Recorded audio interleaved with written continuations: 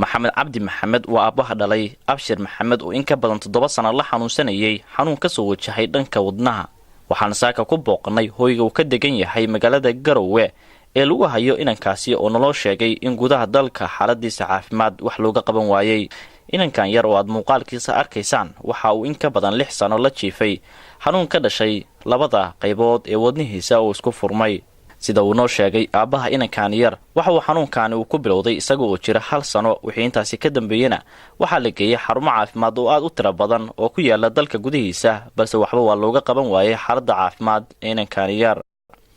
maxamed cabdi maxamed oo ah aabbaha dhalay inankan yar oo ka murugaysan xanuunka soo wajahay inankiisa yar waxa uu bulshada muslimiinta ah gaar ahaan kuwa Soomaaliyeed uu ka codsaday in gacan laga siiyo la tacaalidda caafimaadka wiilkiisa oo dhaqaatiir qaabilsan cudurrada ku dhaca wadnaha kana howlgala isbitaal ku yaala magaalada Hyderabad ee dalka India ay sheegeen in qaliinka inankan yar uu ku kacayo $15,800. Abba Abshir waxa uu sheegay in uusan awoodin dhaqaalaha intaasi la eg uuna maanta garab uga baahan yahay walaalaha Soomaaliyeed ee ka daawanaya muuqaal baahiyaha Kalsan. waxaan salaamayaa walaalaha muslimiinta meel kasta ay joogaan. waxaan ka codsanayaa wiilkaas oo yar oo 7 sano jira oo 7 sano xanuunsanaa oo uu isu furmay oo Soomaaliya waxba toona laga qaban waayay qaatiilta Soomaaliya waxba kaga qaban waayeen dalka dibadiisa aan gaarsiinay Suudaan aan gaarsiinay halkaas oo ayadana ay waxba kaga qaban waayeen dibna aan soo celinay community laga soo qorayna aan u dirnay Hindiya u dirnay markaas ay yiraahdeen Hindiya waxba aan ka qabanaynaa oo ay soo qoreen isbitaalka aan u dirnay lacag qiimeyn dan 15,800 halkaas oo ay dib ay noogu soo celiyeen.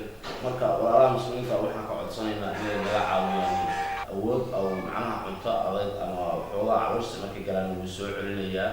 sababtu soo celinayna waxa weeye awood uu ku qaato uu salahayn oo waa ku facaya wuxuu dhan dib u soo celinayaa.